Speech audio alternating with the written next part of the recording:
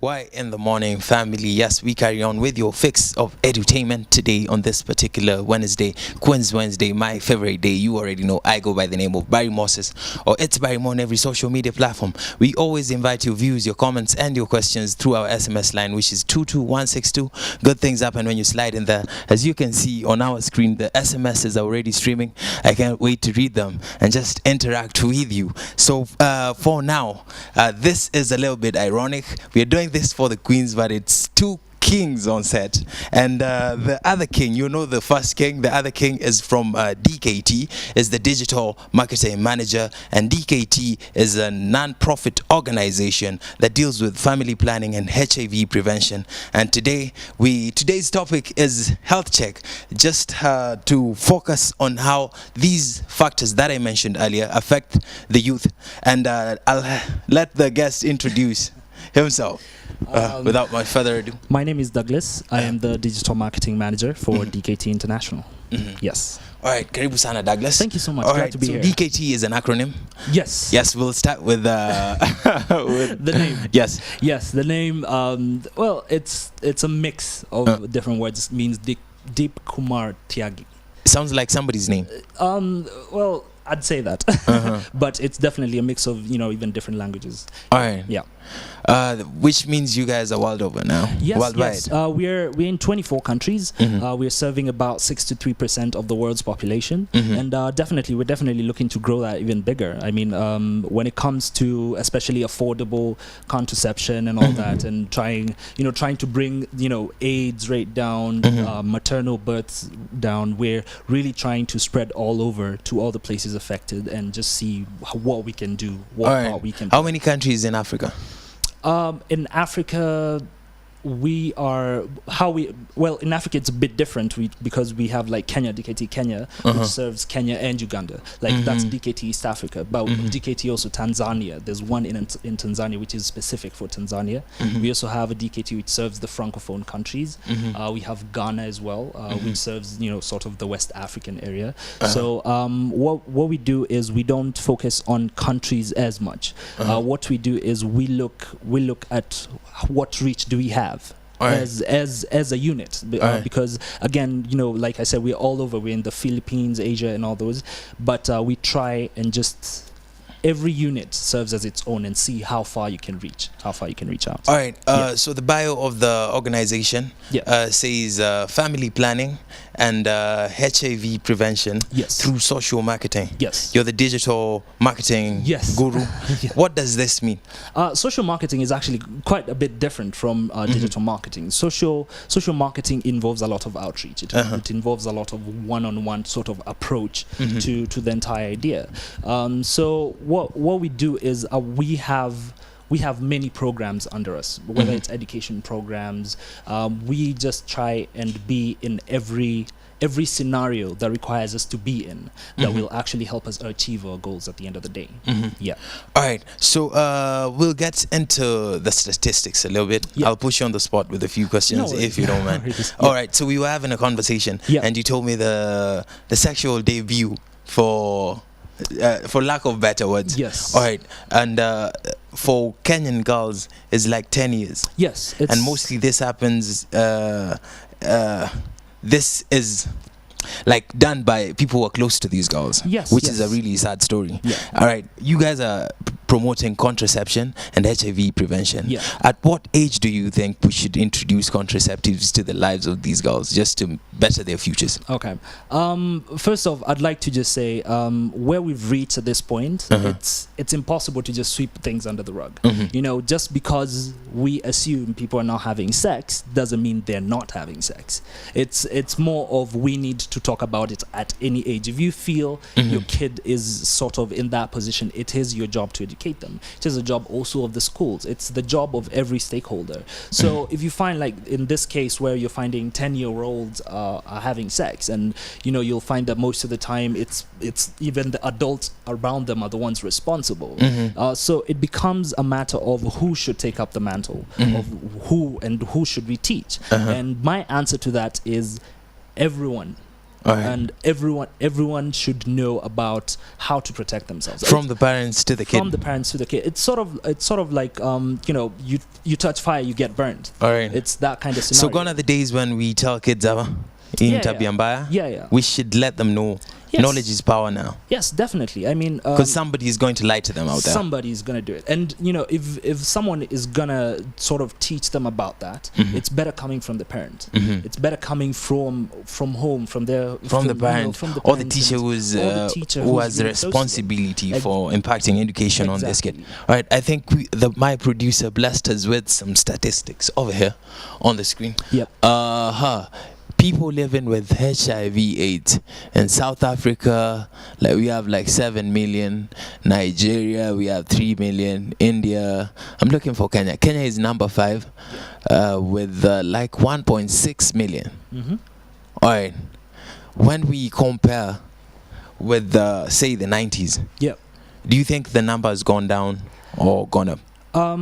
Well, what I'd say is yes, definitely the number has gone down, mostly because of the education and us being allowed, most people being allowed to actually do this. Yes, and there was sexual education. The Ministry of Education really insisted on HIV/AIDS education. I remember when I was in primary school, I had to learn, and that is how I know so much about HIV. Without that particular class, I wouldn't have known so much, and I wouldn't even have known how to protect myself, maybe. So it's very important to incorporate it in the education. Exactly. You complement that to the reduction in the number. Exactly. And the difference between the 90s and now also is because as a company or as a stakeholder in HIV/AIDS prevention, it's good to understand that fear tactics don't work anymore, because that was pretty much what HIV/AIDS education in the past looked like. It was, this is a person with AIDS, don't do this, or it was very and very graphical, and very graphic. I mean, I remember the sort of education I got when it comes to HIV and AIDS prevention and STIs and all this. It was just a shock factor, But what happens is with shock factors is most people don't get the shock factor, and when you don't get the shock factor, then you don't get the reason behind it, because it's not just about protecting yourself and your health, it's about protecting others as well. It's protecting your future generation. So people need to understand that we don't need to show you a picture of abstain because this might happen. We need to tell you, fine, abstinence, definitely, always, forever, we will of course root for that, because abstinence is the foolproof method. But when it comes to now, if you're gonna engage, this is how you should do it, and this is what measures you should take in your life and to protect yourself and your partner, whoever you're engaging with. So again, it's we've sort of I'd say we've backtracked a bit, because right now even sex education is such a battle between schools and parents, and we sort of have this sort of moral conundrum. I'd say it's not really a conundrum, because we know we have to do it. We have to educate kids. All right, let me talk to the Y in the Morning family. I'll be back to you. 22162 is our SMS line. Start with the word YM254. Your views, your comments, and your questions are always invited. Direct them to my brother right here, Douglas. You can direct them to me, or you can direct them to everybody. SMSs have started streaming in. If I can read one or two, comment from, please remember to leave your name and where you're watching us from, so we can give you a shout out. So anonymous number 1 is, the show is awesome, and play for me African Star. All right, you're going to request a song. We got you covered. I love the show. Naenda Shule, say hi to Trapadi. Oh, Trapadi just left. We'll say hi. Awesome show. You guys always make my morning. Please play Mi Mwema by Kathy Nyundo. All right, my producer is lining that up. All right, back to the topic of conversation. We are looking forward to your views, your comments, and your questions on this particular topic. And my next questions, which leads to my next question. Yep. There's a rise in the number of HIV contraction in the adolescent age, and they've been told a lot about the use of protection and abstinence, but they're assuming all this.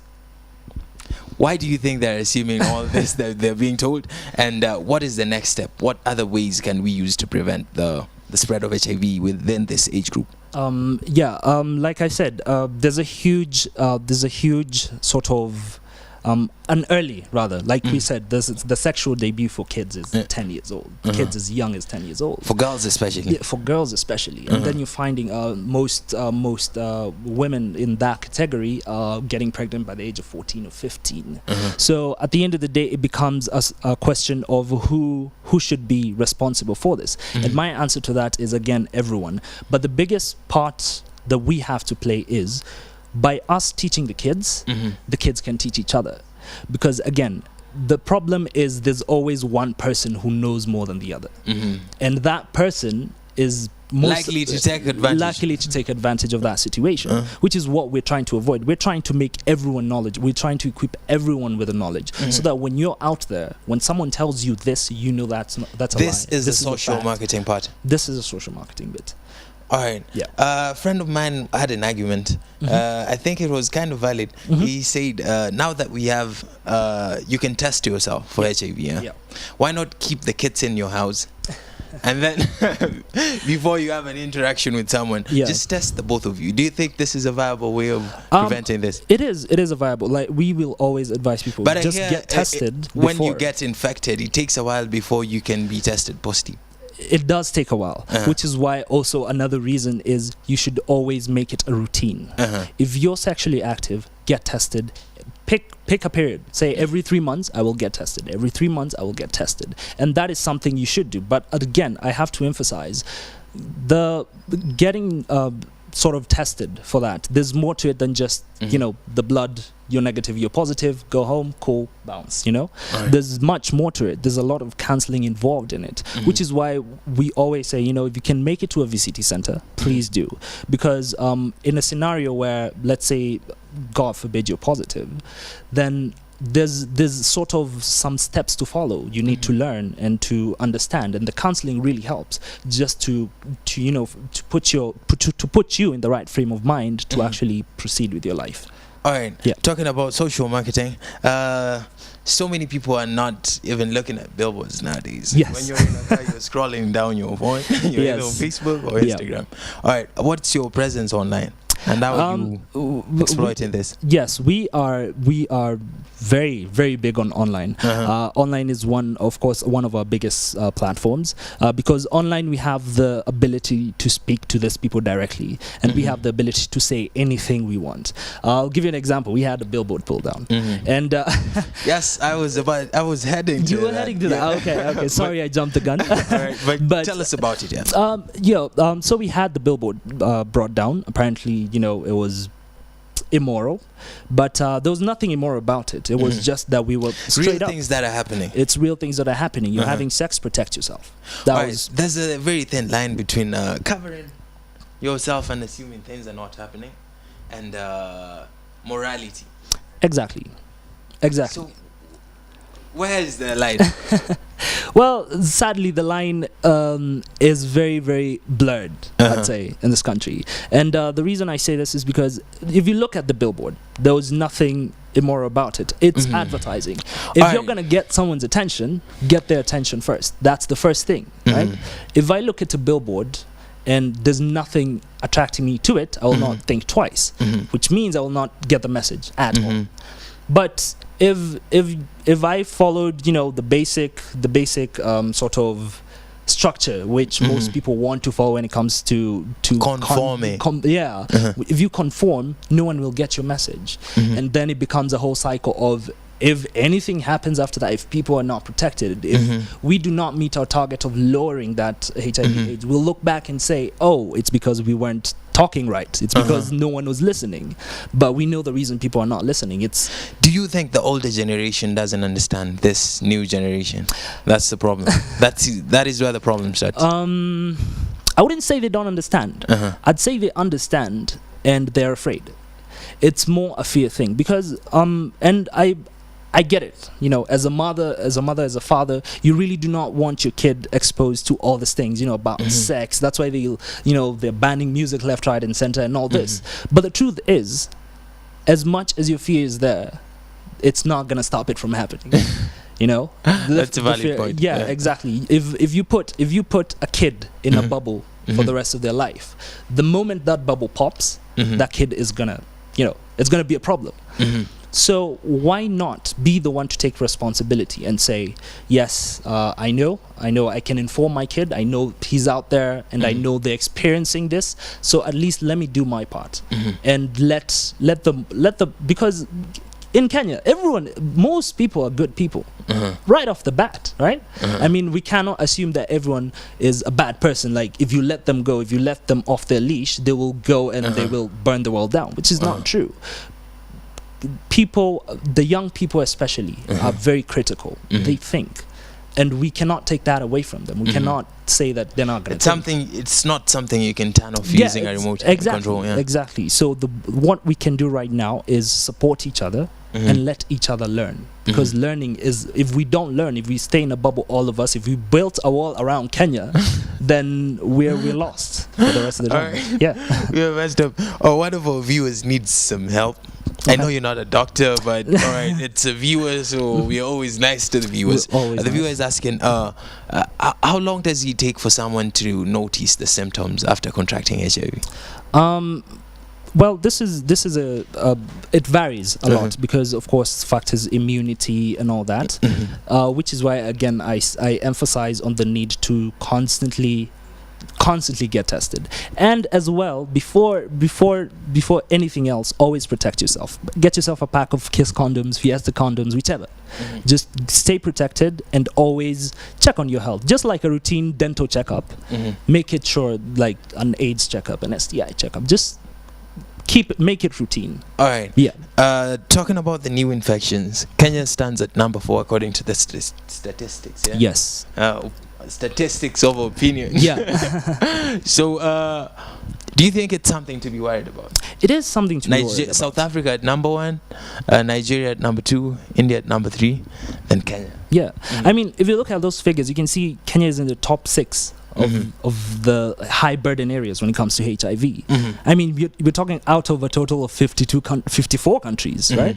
And you're in the top 4, so it's a huge problem, and that is what we as DKT are here to do. We're trying to just bring it down further and further and further until we're at a point where we can say AIDS is almost non-existent.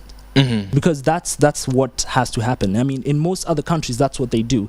They hammer it down so much that the infection rate goes below 5%, below 2%. And in Kenya, it's weird because you find like countries with like 2%. Yeah, like they just keep lowering it down to the point where the population, the number of AIDS infections, even the ones who are infected, they know how to protect themselves and others from there on. Because the biggest thing we have to do is we have to ensure that you understand that it's not just about you as well. It's about your partner, it's about your family, your children, everyone.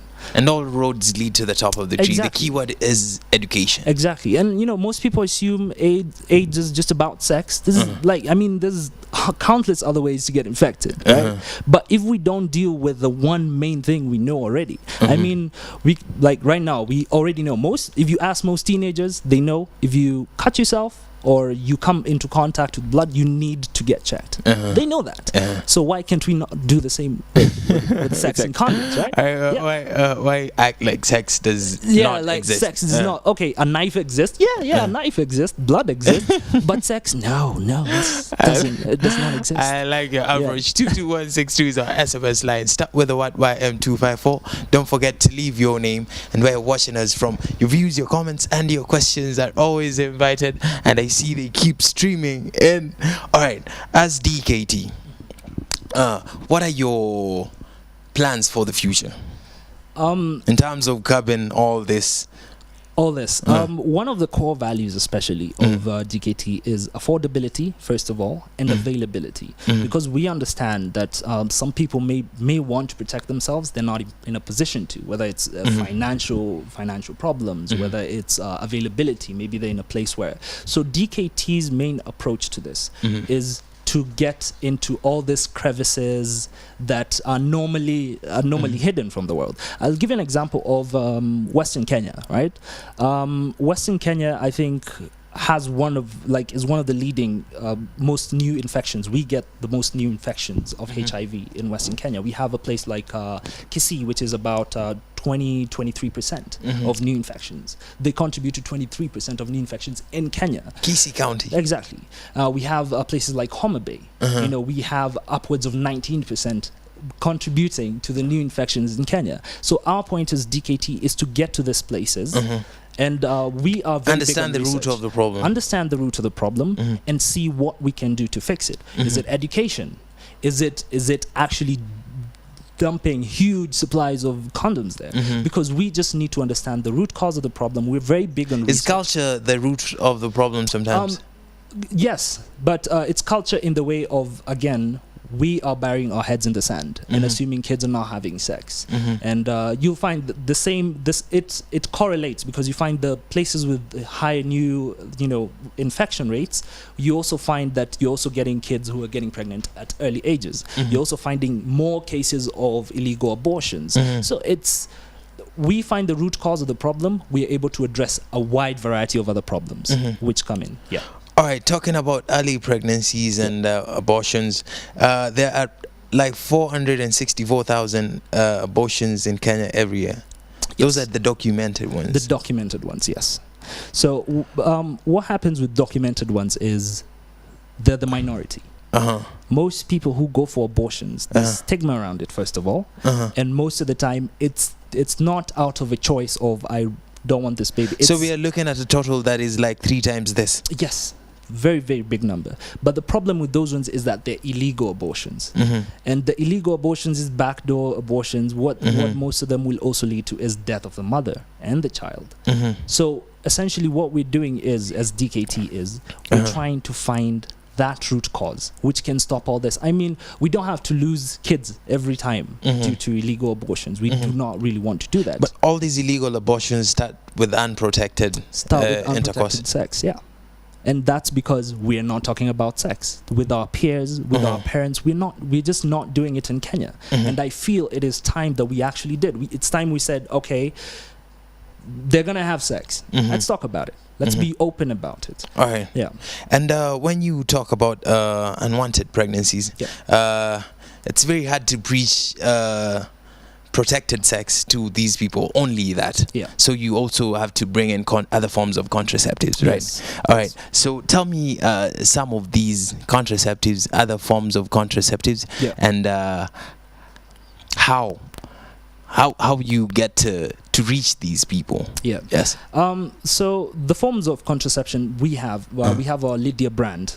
Lydia has a lot of sort of contraception devices. We have intrauterine devices which are copper based. We have injectables, and we have also emergency contraceptives, and also we have the oral contraceptives which you can take periodically throughout the month, and it keeps you protected.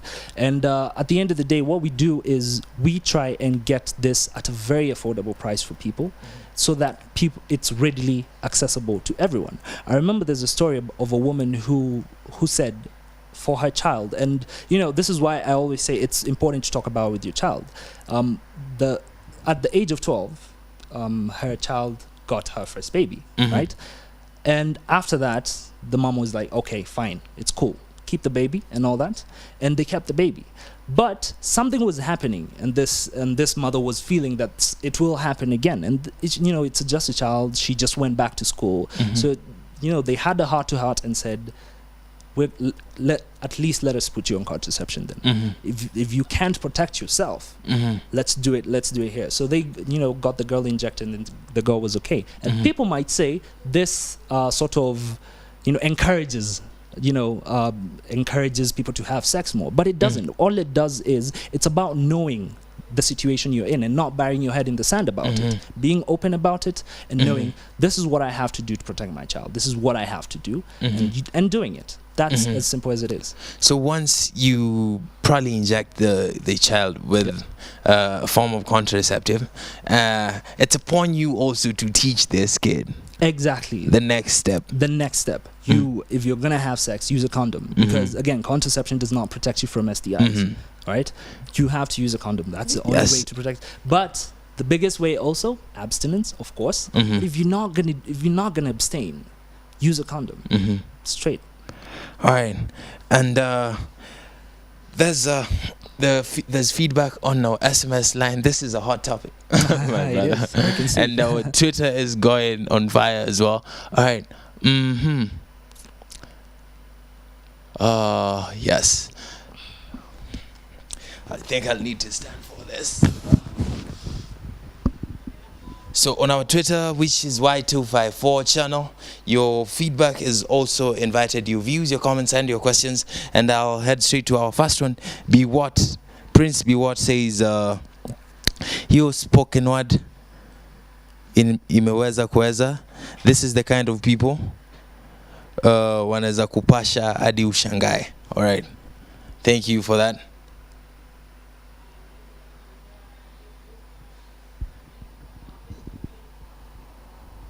Our Facebook page which is Y254 channel as well.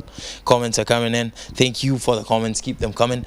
Bien Hand says the show is off the hook. Ayo, DJ, thanks for keeping it lit. And locked in from All Kalau, massive big up, Y254. All Kalau is watching. Thank you very much. And we invite your comments, your views and questions on this particular topic, like this particular one that I just got. And it says, all right.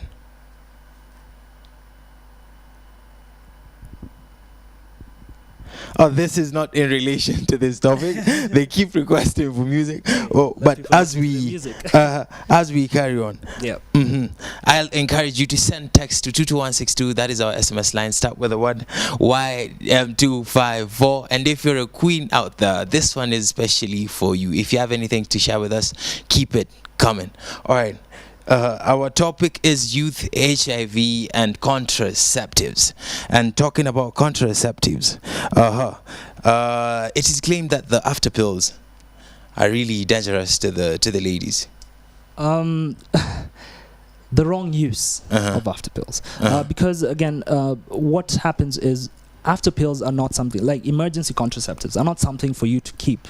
You know, they're not. That's why they're called emergency. Yes. It's not always an emergency. It's not always an emergency, and that's the problem. Is if you continuous use, like they say, too much of anything is poison. You know, too much of anything, even the good stuff, is still poison. So what is happening is you're finding people are resorting to that as the main method of contraception. So they'll do it on Friday, you know, Saturday have the good time, on Sunday they do an after pill, week after week after week. That will definitely affect you. Definitely affect you. You know, you start having problems such as infertility. There's so much that goes into it. So like the name says, it's an emergency contraceptive. Use it only in emergencies. The rest of the time, use other methods, you know, long-term methods. We have IUDs which can protect you for up to 3 years. You know, you can be sure that up to 3 years you're good. All right. Yeah. Thank you very much, brother, for coming through. Thank you so much. And I'd like you to share your social media handles just in case the people would like to interact with you guys. Yeah. Your personal and the fun ones. And before you do that, there's a text also coming in, and the lady Tasha says the guest is handsome. All right. I wish we could focus. Good focus. Anyway, on social media. Yeah, so our social media handles are for our brands rather. We have Kiss Condoms on Twitter. You can find us at KE and you can find us Fiesta at EA Fiesta. You know, like the song. That's Fiesta. Just to help people remember. Also, we have Lydia, which is EA Lydia. If you go to Facebook, we have Fiesta EA. That's for Fiesta Condoms. We have Kiss KE, that's for Kiss Condoms, and we have Lydia EA for the Lydia. All right, so a couple of them. All right, is there a website? Yes, the website is. Our website would be easy because we'll find everything lined up. Everything there. So the DKTEastAfrica.org. DKTEastAfrica.org. Yes. All right. Thank you very much. Any upcoming events or activation? Yes. Actually, you can just check out our Facebook. We have ongoing activations where we go, you know, to bars. You know, if we're in a location, we can go. We love going to events as well. We love, rugby as well. We love our music. You love music. If you hear of a concert around, we'll most likely be there.